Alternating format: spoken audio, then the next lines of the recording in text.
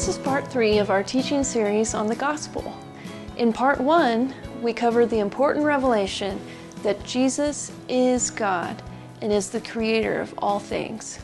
In part 2, we looked at the polarizing issue of gender and sexuality.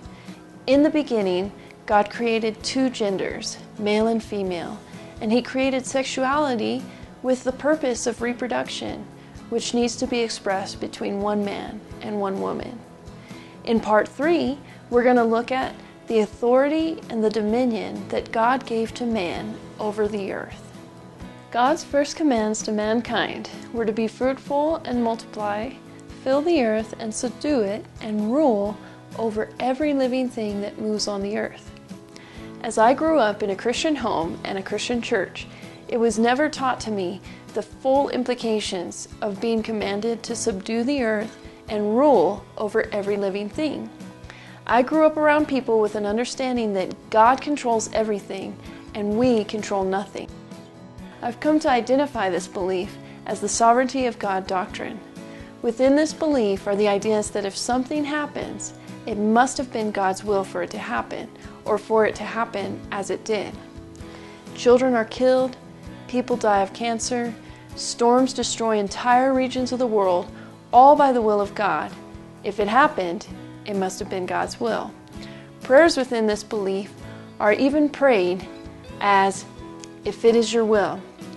A common scripture which is used to justify this belief system is Isaiah 55, 8 through 9. For my thoughts are not your thoughts, nor are your ways my ways, declares the Lord. For as the heavens are higher than the earth, so are my ways higher than your ways, and my thoughts than your thoughts. The problem with pulling these two scriptures out of the context of the scriptures before and after them is that you lose the true meaning of these scriptures. 2 verses before these, Isaiah is calling the person who doesn't know God to seek Him and call upon Him. He is calling the wicked person to forsake his wicked ways and the unrighteous man to forsake his thoughts. Then come the scriptures, for my thoughts are not your thoughts, and your ways are not my ways. If you read verses 6 through 9 together, it would make sense that the wicked person and the unrighteous person, that their thoughts and ways are not the same as God's thoughts and ways. However, the way many Christians interpret these scriptures are to mean that even though they have sought the Lord and called upon Him and have forsaken their wicked ways and forsaken their wicked thoughts, that Christian who's been born again, made a new creation, has been given a new heart and a new spirit, the Spirit of God and the mind of Christ, that person still functions outside of God's thoughts and ways. If a born-again Christian has a new heart, the Spirit of God and the mind of Christ, why can we not follow and know the thoughts and ways of God?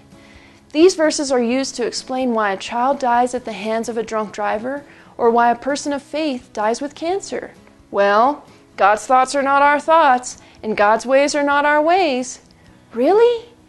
So God's thoughts are to control circumstances so that a child dies by the actions of a drunk driver, and so that a person dies by cancer instead of lives?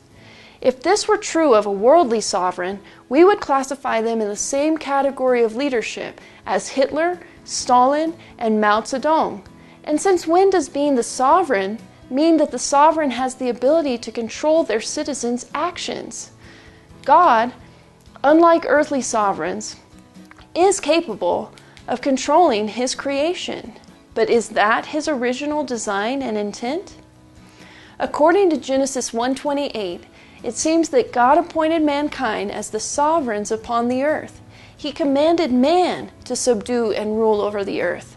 Essentially, if we want to know why something happens on earth, we have no further to look than ourselves.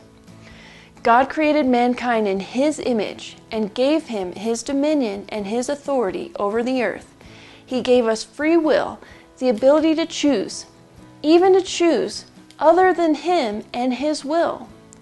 It is not God's will for someone to murder someone else. When a person is murdered, just because it happened doesn't mean God was behind it. All over the earth, things happen every day, not according to God's will. God reveals His will through His Word and through Jesus Christ.